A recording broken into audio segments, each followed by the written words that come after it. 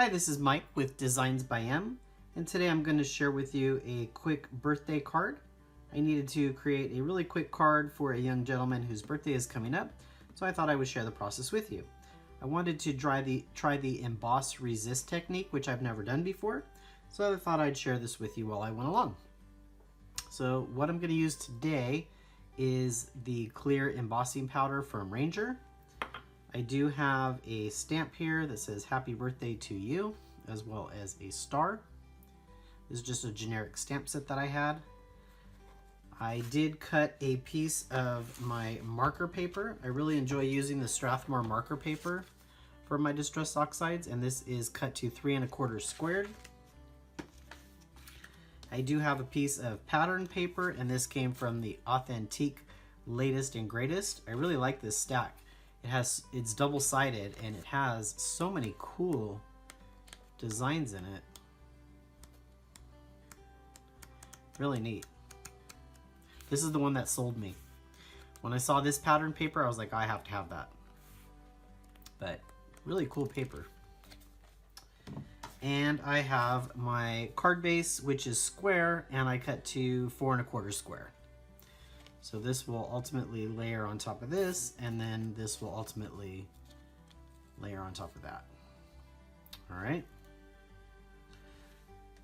So I am going to use an anti-static powder tool to remove any static. I'm going to use my VersaFine Black Onyx ink.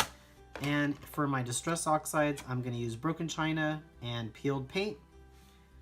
And I will go ahead and stamp with my stamping platform. All right. I do have a few other supplies that I'm going to use, and I'll go ahead and call those out as I go along. So let's get started. All right.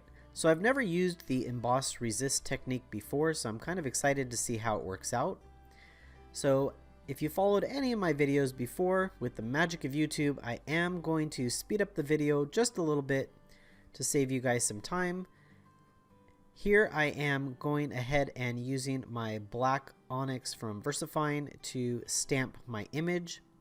When I'm done stamping my image, I'm going to go ahead and pour some clear embossing powder over that and heat set it.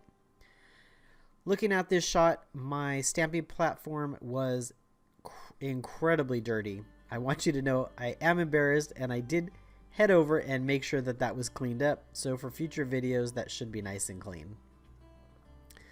So here I do have my heat gun. I'm making sure that it is nice and hot, and I'm gonna go ahead and heat up that clear embossing powder. You guys will see I do heat emboss, or I do heat the back of the paper as well. It does help it lay down just a little bit flatter, so I like to do that while I am heat embossing. Alright, so now I have my Distress Oxides out, and I'm gonna do a corner to corner, and in my mind that means that I am going to apply the colors diagonally from each other. So the broken china is going on first, and then I will use the peeled paint, and then I'll go ahead and alternate between the two so that I can get a really nice blend.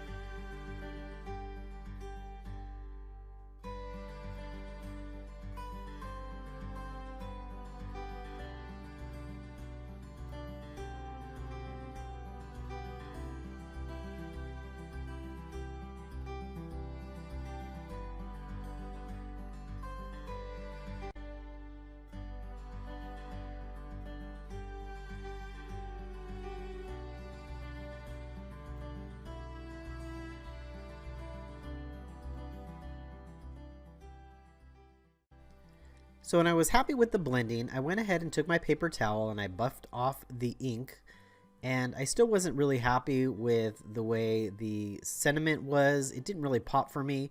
So since I did not remove my stamp from the stamp platform, I just put it back in and I stamped that VersaFine black onyx back on top, and that gave it a really nice pop of black, and I really liked that.